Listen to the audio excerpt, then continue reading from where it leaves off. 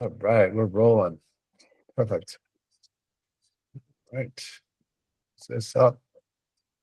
So I thought it's September. I don't know if anybody else has this for September. For me, in the old days of business development, and I actually working on the agency side most of my time, there was always this big push for the last quarter. And it was mostly to set things up for the next year. Like it was a lot of annual retainers coming up due, or just projects that have lingered over the summer and they start to come live. So for me, traditionally, September's been a busy time. I think those seasons have changed quite a bit over time. I don't know if, like, I've been hearing from what you guys say, there sometimes isn't a season for your call, but I'm definitely thinking about finally getting out of I'll call it my lazy summer. I took it easy this summer. I did a lot less self promotion or anything like that. It was horrible, actually. I didn't do anything like that. So now I'm starting to think, oh man, I got to get going again. And I'm just curious, do you guys have that seasonality? So I thought we'd start there. I also put some comments in. I shared that without because it is recorded, I got to be careful how I say what I say. That I did have some success through small claims court, and if anybody wants to set up a separate call to learn, that process, it was the first time for me, so I'll share kind of that experience. It did work for me, so I'll say that, and I'll leave it at that. We'll do a non-recorded call that's going to talk that through, and whether or not it's worth it. For me, I had somebody talk me into it, and it was definitely worth it. So that's another thing through B2B and the chats. I've done quite a few. I've done a few too that you guys haven't seen. Get to know people. I did one for Miranda. Thanks so much. And Jessica, today I just did it, and I literally just launched it now. I was the plaintiff, Rob. Thanks for asking. I wasn't doing. Yeah, I was the plaintiff in that one. So really good. Both of those calls were really good. I got to learn a lot from Miranda, who's not launched one but two businesses now, and had some opportunity to kind of like share what was different from her first launch to the second one. And Jessica's just a really smart individual. She's got like 4 or 5 things on the fire all the time, and it was really interesting to learn a little bit more about her. If you want to know about CPG, if you come from that background, she has the finances, lots of information on the finances side. I want to hook her up with Sanjay when I get a chance to hook those two together, because he does it from a CEO perspective. She does it from the financial, and they just come with a wealth of information. If you got clients that are in manufacturing and exploring business what we call direct to consumer, which tends to be the first channel in, and then you get enough revenue, and then you try to get into the retail channels. She's got some serious experience going through those and experience warnings, things to look out for from a financial perspective, things to take note of. So it was pretty good. So I encourage you guys to listen to that. And we could do an Ask Me Anything if you guys, if I see a lot of activity in the thread there, maybe I'll do an Ask Me Anything for those, for the folks. And Miranda, sorry, not springing that on you right here, but I think I think there's a lot to learn from those two different types of businesses. So, and the individuals that are pretty experienced within them. So that said, I'm going to just, we've got a small enough group here. I think there's 15 on the call, just to share a little bit about what's the fall look like for you. What does that mean to you? I think, Pam, not to put you on the spot, but you come from a traditional agency back. We both worked at the same agency at different times. I think you know what I'm talking about for fall selling. I imagine that you guys still kind of go through a bit of that at your agency now, and then maybe we'll just kick it off there and just see where that goes. So go ahead, Pam. Sorry to put you on the spot as well. No, totally. I know exactly what you mean. I would say for us, even with, we're in much smaller agency now, but I still find in general things a bit more disruptive in the summer. I mean, there's just a lot of vacations in general across clients and everything like that. So things for sure take longer, I think, to push through things. It's ramping back up now. People are kind of coming back out of the woodwork for sure. We actually are starting to talk just internally about what are our plans for clients for kind of the next year. And so certainly, although maybe not quite as formal and lengthy as the process used to be at bigger agencies, and not necessarily all as retainer driven. However, we start to have conversations just around like business goals, priorities, like any kind of just a check-in for like what our clients are focused on for the next year. And then, what that might look like as far as sort of like a digital marketing activity chart going into the next year, right? So, some of our clients maybe we've just started working with, so we've done a few one-off projects, and it's really thinking about now where can we take it to the next level. Others, it might be more of sort of a always on and continuation, but certainly this is a time of year that we do encourage them to start thinking about next year, and that we also are starting to do that. So yeah, I would say it's starting to happen. I was going to say the seasonality thing, this always on concept, kind of like you still have a contract that you're kind of working under. Like, I don't know if it extends multiple years within yours, but that always on tends to break the seasonality aspect of it apart a little bit. Do you find that as well, or? Yeah, I mean, if we're doing, SCM, or we're doing any marketing like that, they'll just kind of continue on. I mean, we, from like a pure accounting perspective, we'll create new job numbers just from like an accounting perspective for the next year, but the scope often will stay the same.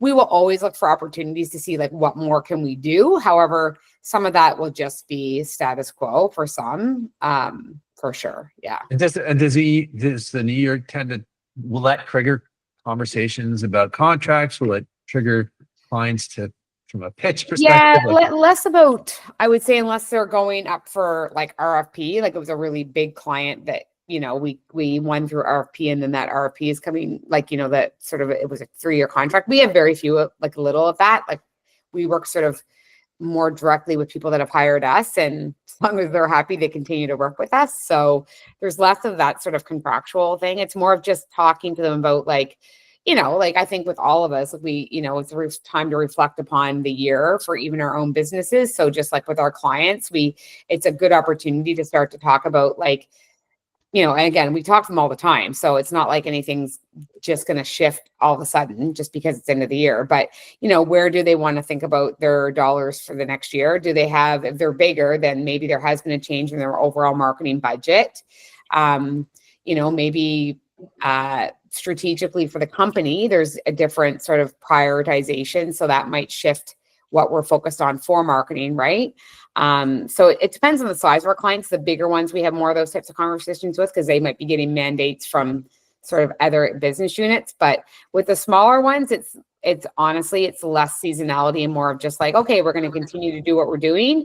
But also, like, is there maybe something that you didn't put into the plan this year? Maybe it was for budget, or maybe because of just, it wasn't top priority, but now we're kind of going smoothly on that. So now, like, what would be the next thing that we could kind of do for you that maybe wasn't, it kind of became secondary this year until they got something else running smoothly. Like, we have one client that this year it was all about social and getting email going. So that has become like a well-oiled machine. So now we kind of go back to our content strategy and be like, okay, maybe now it's like, now they consider start doing some paid, things like that. So it's more of an evolution than like a redo of a whole new plan, more just what more can we add on. Oh, I like that. You got a lead generation funnel going. What else can we do? Could pull in other things. Yeah. This thing's working really well now. Now let's pump in more money to drive more people through it and see what happens. I like that. But Miranda, I'll bug you because you do a lot of storytelling in the video. Do people queue up? Are they queuing up talking about next year? Are they queuing up for the end of the year, the end of the quarter right now? You see that happening? I mean, I have a few municipal clients that kind of know what they're going to do for the next year, because they have a work plan that's already been approved. But other clients, I think we've definitely seen an uptick in requests in the last 10 days, even just cold requests straight from LinkedIn, or someone just searching on the website and getting to the website and then sending us an email. So non-referral work, which is great. So I mean, that tells me that there are lots of people out there looking to do, I would say at this point, a bit of a last minute video production, because it's always weather and end of year dependent, right? So we really only have like 2.5 months or 3 months to get anything done before Christmas and before bad weather. So this is the time for the last push. And I do expect some of my regular clients are going to come back and say, oh my God, I wasn't here in the summer, but let's do this and let's finish this. We spoke about this in April. Now we have to do it. And sometimes they have to do it because their budget's going to run out if they don't spend the money. So that's definitely happening right now.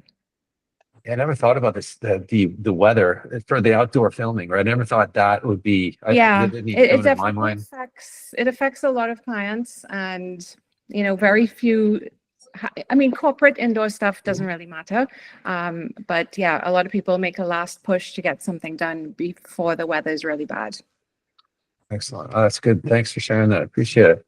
What about you, Rob? Are you, from a sales perspective, for setting up sales, is it like, does it get hush?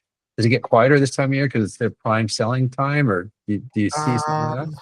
Yeah, I don't know. I mean, if a few people are like, let's talk in September, and I've been following up with them, and they haven't really responded yet.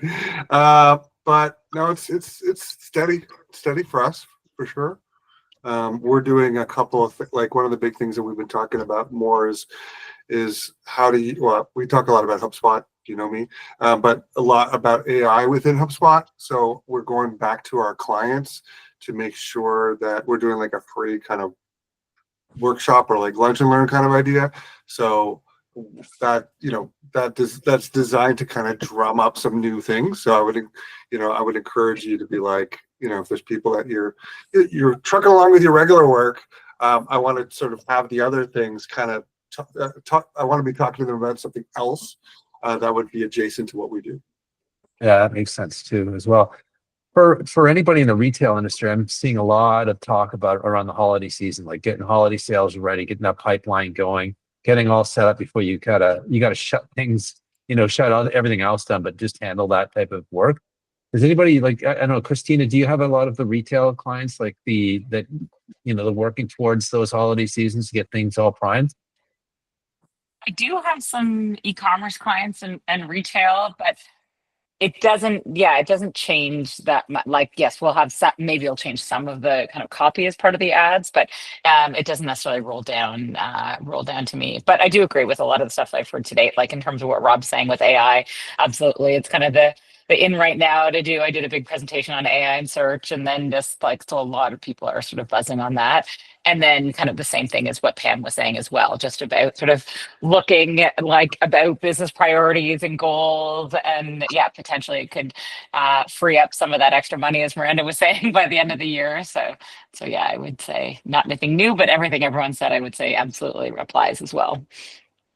I could say without getting into details, I've seen letters coming from presidents talking about staff using AI more. If you're not using AI now, there's challenges for you in the future. Basically, like if you haven't started already, you need to dig in deep and learn how to use it and learn how to make you a better person. And like, so there's some clients that I know that they will fund the staff, like, they give them access to Perplexity, Claude, Gemini, ChatGPT. I've seen them build it all into one dashboard, so I'm really feeling like a push towards staff to start using these tools from an efficiency perspective. You can look at Jeff Bezos too, right? Don't hire anybody until you've proven to me that AI can't do that job function. So I pass that over to Dorothy. Thoughts on that, Dorothy? Oh, for sure. Certainly, it's a lot of discussion about how to use AI to become more efficient, whether that's through automating their systems or in their lead gen. I mean, I have someone reach out to me in a real estate agent. She's a real estate agent wanting a lead gen system, but using AI. So you have that. But what I've found and what I know is that in terms of the holidays, so now there is a push for the holidays. It's not necessarily only retail. So even in the space that I'm in, it is around creating opportunities around not only Christmas, but Thanksgiving, all the touch points that are coming up, of course, for us in the charities Giving Tuesday. So we're looking at all the opportunities, all those touch points that you can create a product around. So I know in the past, we have done, like how you have, thanks the big US sale around that, that it escapes me now, but there is that weekend where you, Black Friday. Black Friday. Yeah, Black thank you Friday. very much. Yes, Cyber Monday. Cyber Monday. Yeah, So yeah. we as service providers, we also do stuff around creating products where you can bundle your courses or bundle whatever to create those kinds of opportunities. So yeah, for us, it is looking at those opportunities and those touch points, finishing the year strong, and looking how AI can really impact the, saving your time, getting the ROI on AI, and automating some of those systems. What's the sorry, that's the background noise. What's the client knowledge level like that's coming to you for help? Are they like super, because of all there's a lot of hype right now in terms of AI, and it's like everywhere. Like, I mean, it's in the newspapers, it's in LinkedIn, it's everybody's talking about it, everybody's an expert in it now. Mhm. What's the level of knowledge that the clients are coming to you? Are they coming with a wealth of stuff they've learned? Or are they coming like, we don't know anything, help me out? Like, what's that like? Somebody needs to mute. I find it's beginner to intermediate. So they hear about someone else doing it, or they see someone else doing it and they want it too. So they're not sure what that is, but they've seen it. And so we have to, of course, take them through exactly what you're trying to solve for them. So you get that. And even for me, even not only on that side, but when I'm on panels or host any kind of stuff, you do have that the beginner to the intermediate, not a lot of advanced at this point, because advanced is really advanced. So that's where I find those find there. And sorry to keep bugging you there, Dorothy, but the level, like, I mean, is there a sense of intimidation when somebody knows a ton of stuff and they're coming for a service, or do you just like, what's that like? I think about my dad's in the elder ages. He's starting to show signs of early dementia, like, and he's on medication like crazy. Like, I mean, his list of stuff that he has to take. Mhm. And we have conversations between my brother and everybody kind of, around trying to support him, looking at what are these combinations of drugs? What do they do? ChatGPT and whatnot. So I just could feel like the sarcasm of a doctor when you're telling them what you know, right? Like, I mean, what does that do to that kind of conversation when they have too much information? That's nothing new. I mean, everybody knew the internet, they knew search, they knew social media, they knew a lot of things. But for me, it's always strategy first. Is what exactly are you trying to solve? What do you want this to do for you? Which is what I ask the clients. What I need to understand what they want, this particular thing. So it's not about the tools, it's about the whole system. What do you want it to do for you? And in this particular case, she wants a lead gen. She wants to be able to respond quickly, capture the lead, avoid those leaky buckets, as we call it in marketing. So my goal is always to take them back to brass tacks to find out, and that's what I do through my discovery or questionnaires. So they, in their own words, they're telling me what it is where they have the problem. So now I can say, here's what I think the solution is. So for me, I always bring it back to getting it from them, what exactly they want to solve, and then suggesting what those solutions could look like. I like that. I like that, bringing it back to the bigger picture. Like, what are we trying to do? What solutions are we trying to solve? That anxiety comes back from my days when I represent the IT department of an agency or whatever, and I'm speaking to the CTO of a large company. I'm like, what kind of stuff is going to fly my way that I'm the one going to have to be responsible for answering? But I think taking it to the higher level just kind of gets rid of the, what's the flash in the pan? What's the the latest hot buzz or whatever, right? Because that's Yeah. a I would scary, find- Go ahead. No, I was Christine. just going to say the one thing on the AI I've always found it interesting is that like absolutely it has to go to business goals and priorities, but sometimes I feel like people don't even know where to start or they don't even know what's possible, and so it's Mhm. almost like sharing some of the use cases, and then people are like, oh yeah, I could use that, or that could help something there too. So it's almost These I are love. these are some ways other clients have used it. Oh, absolutely, I could leverage Oh, that. Yeah. that works out, and then that's like putting it in context too, right? Like this is what somebody else has done. Like, oh, okay, that's good. Another great way of doing it. I'm Just gonna one go. Oh, go ahead, Dorothy. Just one quick thing. And what I also find is that they might come with they wanting a lot of stuff. Slow your roll. Let's do one thing first. Let's get that right, and then we build on that. So they come with a lot of things, and it is our job to slow them down and say, "This, let's build this, get that right, and build that foundation." And I haven't heard slow your roll since high school. I had a Jamaican teacher, Mr. Owls. He used to say, slow your roll.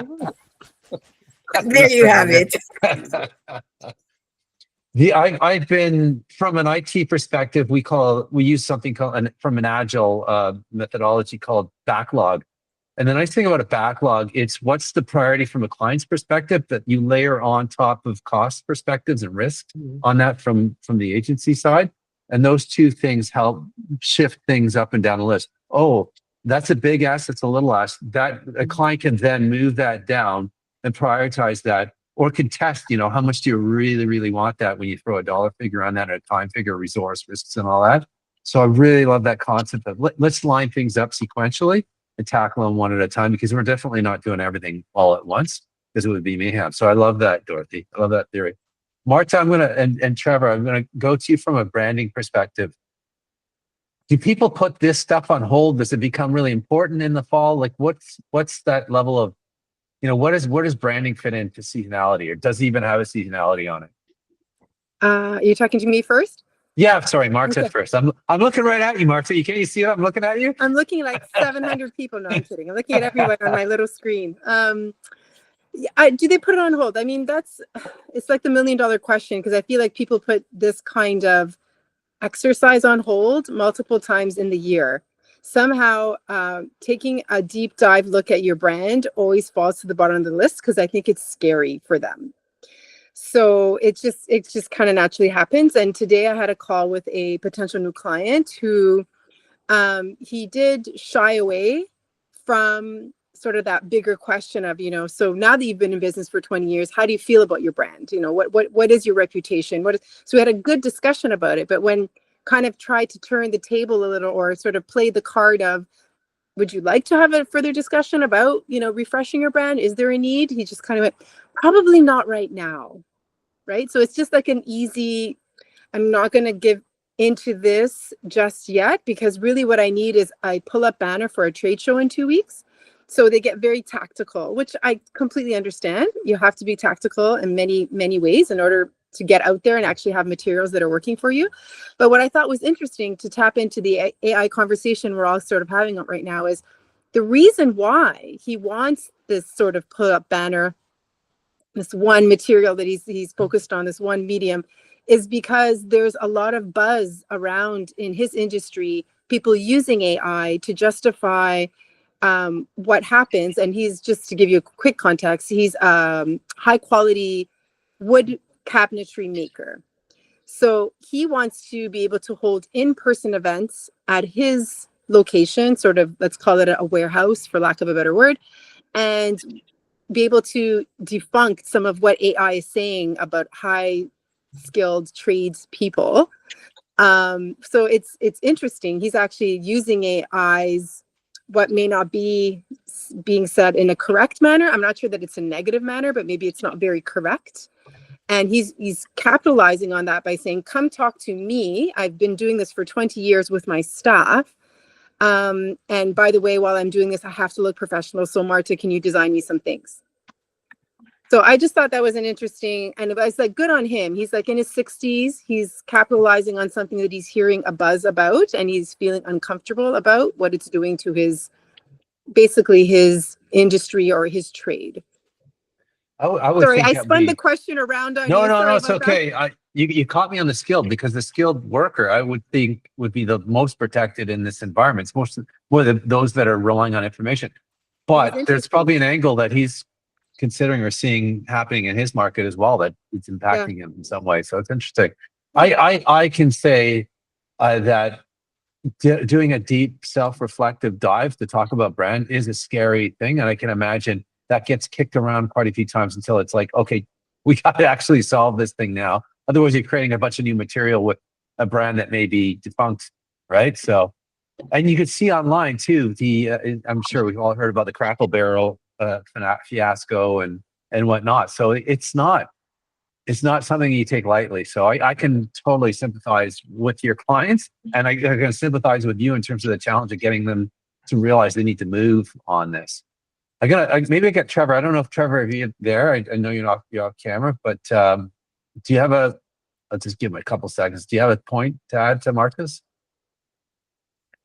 Putting a shirt on. Knowing Trevor, yes, putting on his shirt, combing his hair. All right, I'll come back to Trevor. That was mean. I should have waited to see.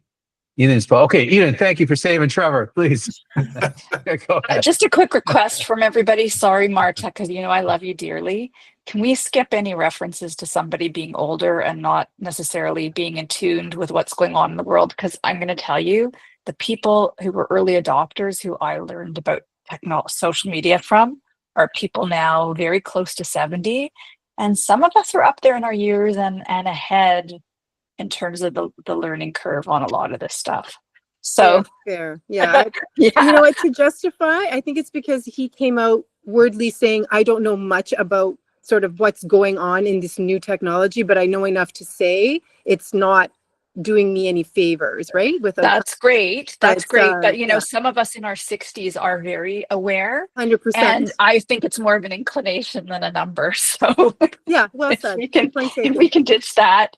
My kid, I can tell you, I've taught people from 20s to 70s in digital in the old days. And it was, people just had this false perception that the young ones all knew the stuff and the older ones didn't. And often, there were different things that people could share and learn from one another, regardless of age.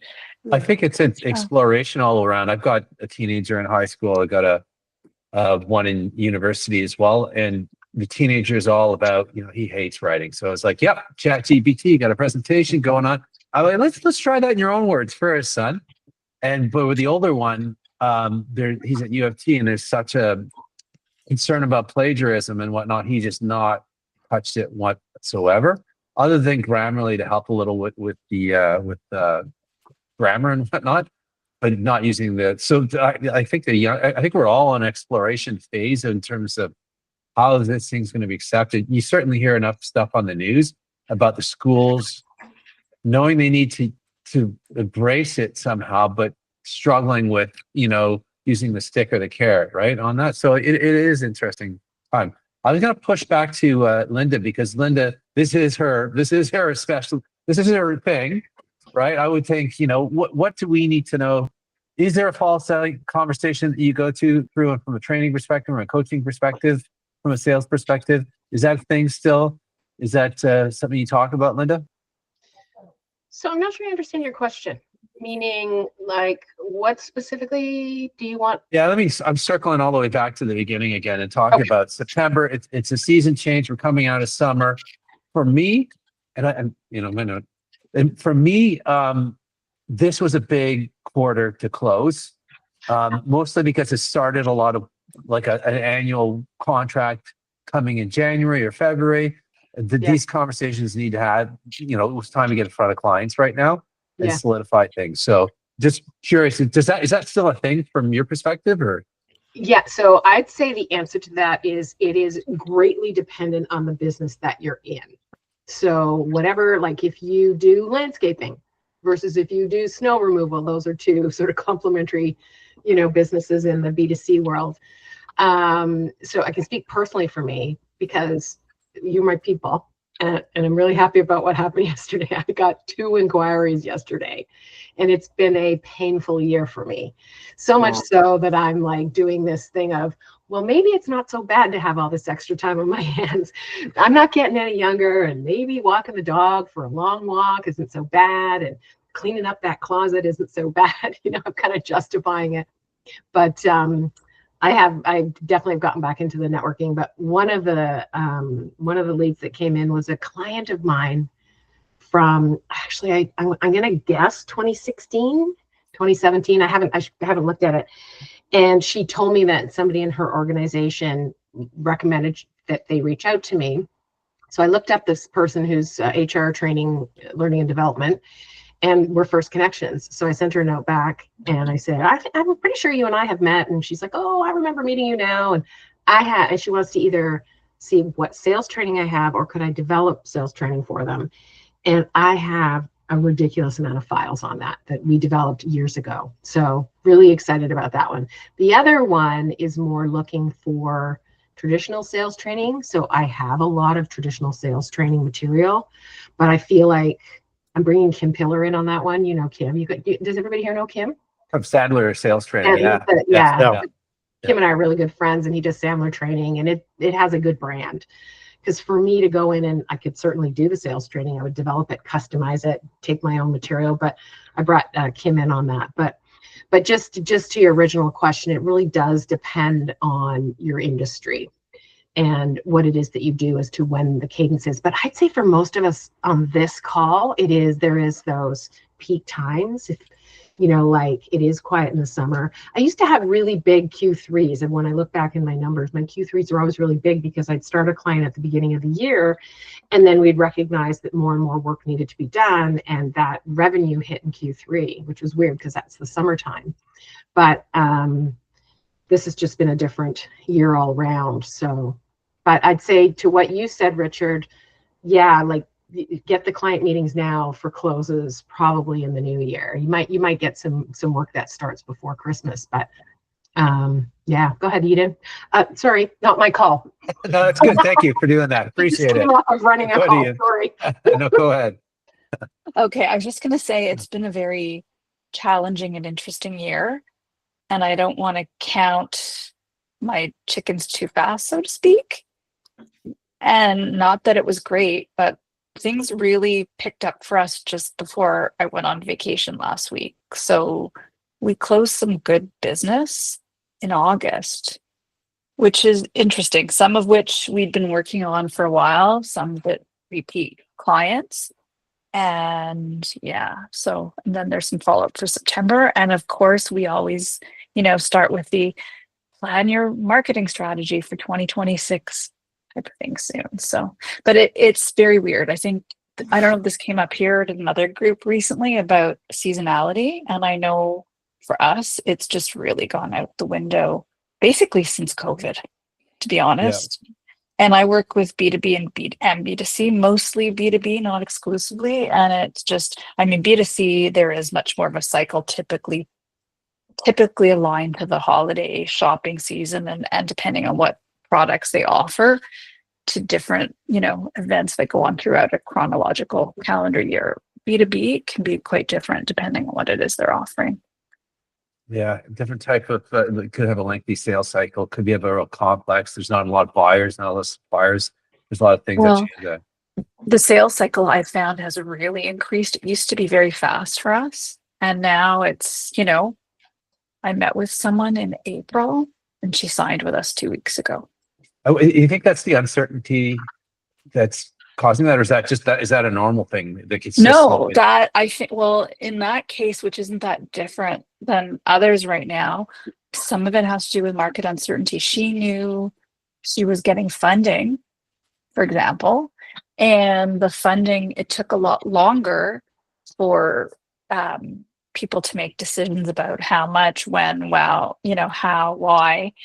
And in her case, I don't want to get too far down the weeds, but it was a matter of how much, if she wanted to retain ownership or not, or give some, and so everybody just is taking longer because the economy's been in such a state of flux. So everybody's doing, that much more due diligence and really taking their time. I think also we may see, I don't know, I'm being maybe super optimistic, and Linda, you might have something to share. often with the larger businesses, they have budgets they have to spend by year end. So we may see those of us, I'm not really necessarily included unless I'm partnering with people, but those of us dealing with larger organizations may see a bit of a pickup now if any businesses have additional budget that they have to get rid of. You remind me of a couple of things just popped in my head while you're talking. And one of them is news articles about Mark Carney going back to Parliament and whatnot, and what is pressing on people's minds as they get ready to go in. Poilievre's going to be there. You know, there's going to be some more of a, there hasn't been a, and sorry, not to get all political, but it's just in terms of something that he did to address the uncertainty in the market. He basically acknowledged that, you know what, we may not get a deal. And that's okay. We're going to work on what we can control. And I feel like there's something in there for us as well in terms of like acknowledging this is a crazy market.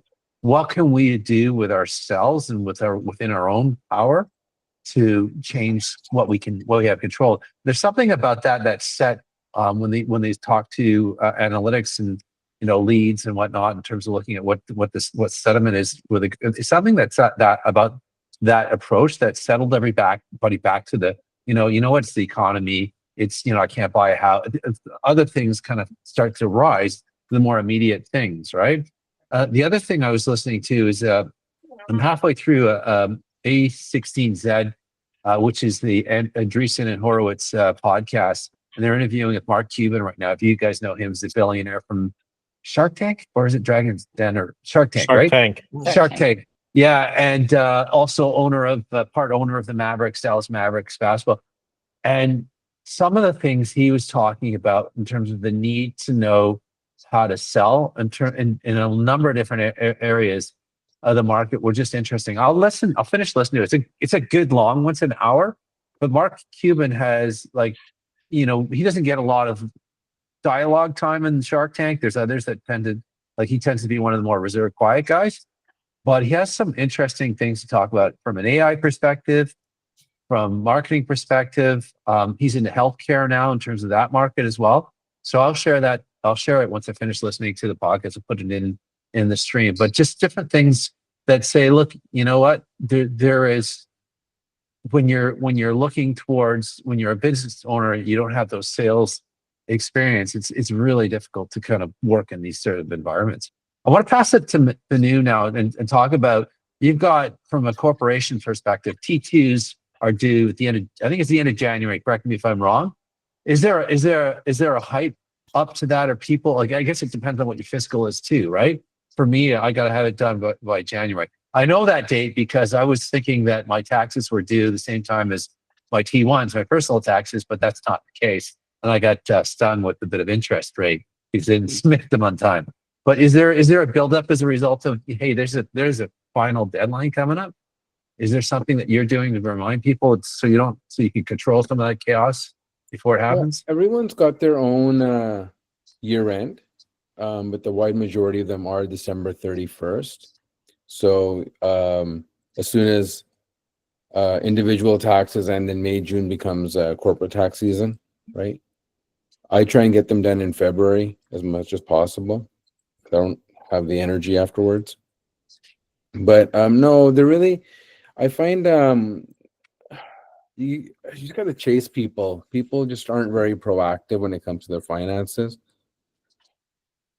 And I talk a lot about this in my videos too, that people, I think they're just scared of someone said earlier, it's just a fear of the unknown, right? Maybe they're embarrassed to ask questions, or I don't know what it is. Maybe it's just the education that we get in the schooling system. I don't know what it is, but yeah, people are not proactive when it comes to their money. Until it's too late, they don't care. Yeah, there was some chatter going on about that in terms of a test or class that I just kind of half heard it while I was listening to the radio doing something else this morning. Talking about 70% passing rate for knowing finances within high school and when they're going to introduce that 10 or 11. And what's that doing for their math classes? Does it need to be a business class or math class? So it's interesting that people are recognizing everybody needs to know finances earlier, but maybe that'll alleviate. I like the videos you're doing to try and let people learn that stuff on their own. So maybe there's more call out to that to allow somebody to learn that without asking embarrassing Yeah, questions? I don't want to sound like a Debbie Downer, but even my son took an accounting course, and I told him, hey, this is all wrong, right? This is how you do it properly. And then he told me later on, well, this came from Google because the entire class found the assignment on Google, and the solutions came from Google. So he says, Dad, I just have to do what the teacher's saying, right? He says, besides, I'm not going to be an accountant, so who cares? Oh, ouch. So it was like, no, it's fine. It's hopefully he'll make more than I do. So, so, you know what I mean? It's just it's a joke. It's a joke. I mean, you've got like art teachers teaching accounting, right? So it's a joke. My son had a math teacher that was subbed in. I felt really bad for him because he kept pointing out how he didn't know how to do things, and students had to correct all the things on the board. Oh man, that would be a hard class to teach. I'm telling you, man. Yeah. What about Vanessa? You're in the background there. Are you there? Yeah, I'm here. Sorry, I just have my camera off because my allergies are awful. So apologies. No worries, no worries. I've been dealing with that. Speaking about seasonality, right? Yeah, That's been on and off. The beginning of the sales season killed me, and then it started to creep up again a little bit recently, being outside. So I can sympathize. What's the thing on the hot seat for you as we enter September? What are the most pressing issues for you from sales perspective and whatnot?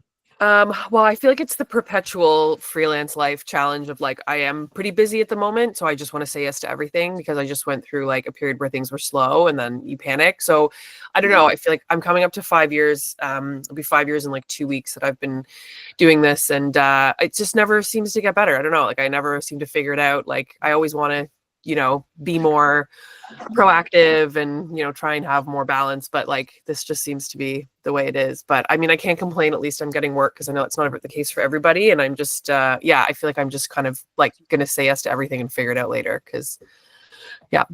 Hey, you're not the only one that's in that loop. It's funny how the dry season captures your attention way more than the busy For season. sure. Right? Yeah. Like, so, and that's what exactly. You panic. I had a buddy that he was more of a contract worker, and he went from contract to contract, and he never had a vacation because he was too afraid that when his contract ended, he would hype up and start looking, and boom, what do you know? He's starting immediately after the old contract. He never had a vacation. And then he just said 1 year, he told me this, he said, Rich, 1 year I just said, screw it. I'm taking a vacation and see what happened. You know what? It just worked out, and he's done that ever since. He's also, I think he's living in Spain now, doing some, like, he's just forcing that stuff on him, and it surprisingly enough worked out for him. Yeah, I think it was Eden that was saying like she was super busy all the way up to her everything kind of closed before she went on vacation. I feel like that's always the way. Like I had the same thing where I was like, hey, I'm gonna take these 2 weeks off. Like I've never taken 2 weeks off, and I'm like not gonna be working. And then like I got this project that came through, and I kind of I had to do like contracts and deal with all the like that admin side. So while I was on holiday, and I'm like, it's just never, you're quiet and you're like, maybe I'll take time off, and then as soon as you want to take time off, it gets busy. It's just like always the way it is. That's what Eden was saying right before she went on vacation. I kind of took note of that. She it's always the way. It's like, what All the good heck? though. But you know what I do now that our team is tiny because it's like 1.5. Mhm. I've started doing this even when I don't have anybody backing me up on email anymore. So Mhm. that's not a great thing. But the way that I handle it is, and I took a relatively slow time off. It was right after Labor Day and kids are getting back to school and all that stuff. I'll just have an outgoing out of office email that says, I'm off this week. Thanks for your email. I'll get back to you, by 5 o'clock, my first day back kind of thing. Yeah. And if you're emailing me about something that's urgent, just resend it and put urgent in the subject line, and I'll check my email daily and get back to you, How does that while work? I'm off. How does that work for you? It works great because nobody last week wrote me about anything being urgent. So no, it's good because it helps you screen them. And if I really wanted to, I could have put a filter on my email so that I would only have to look at those that were resent. But it's good because people know the communication.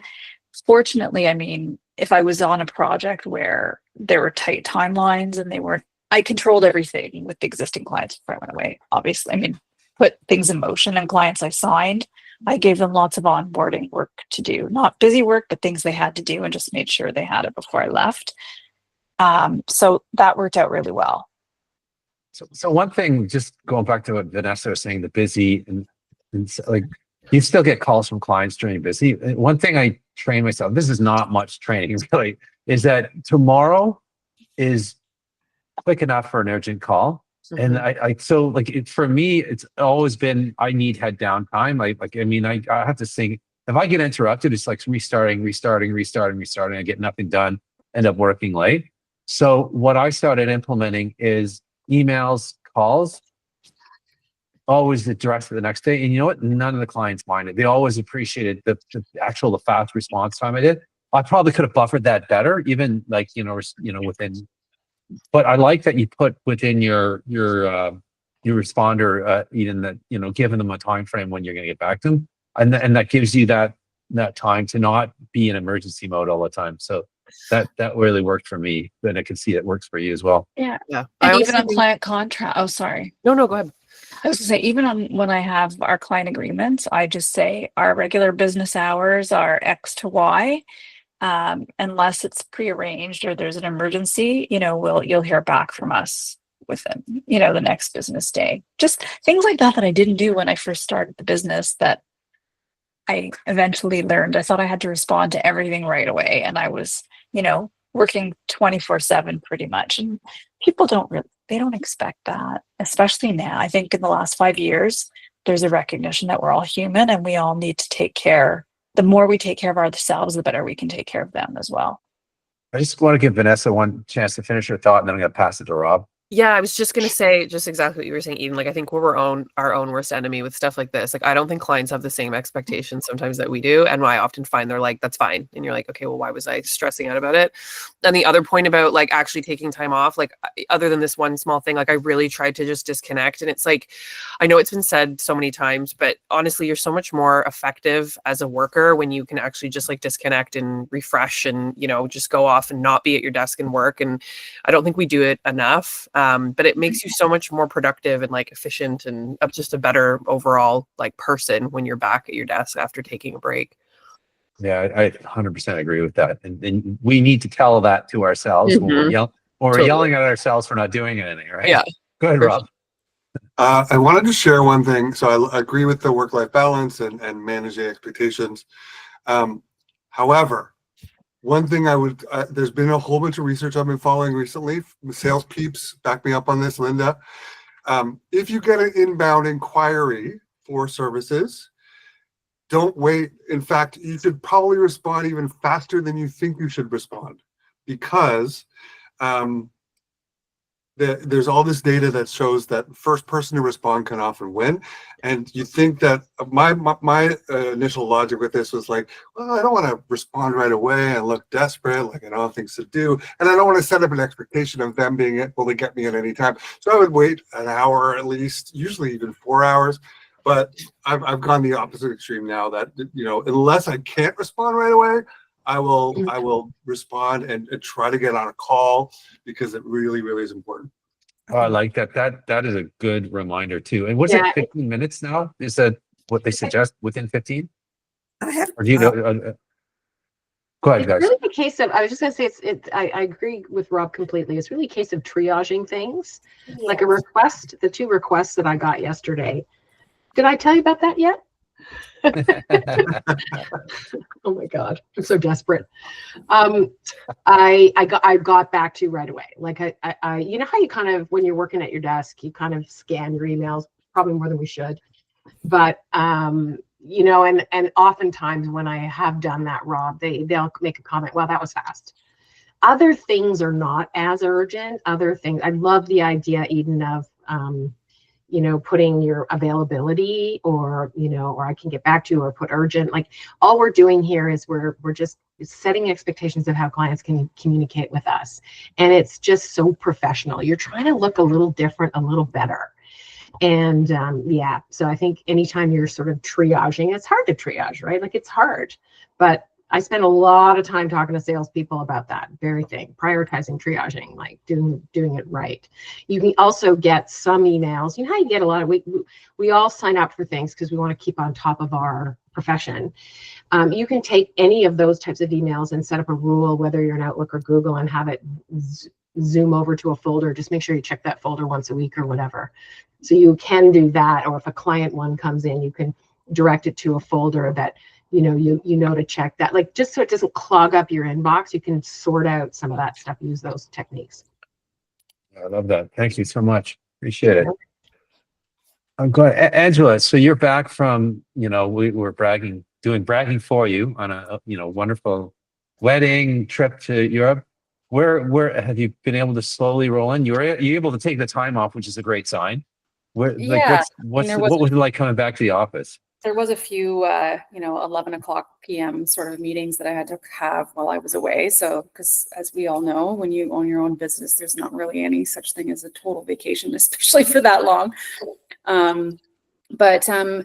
Yeah, I've been actually pretty busy. I've gotten 4 new clients in the last couple of months, and it's just ramped things up really quickly because they're quite big retainers.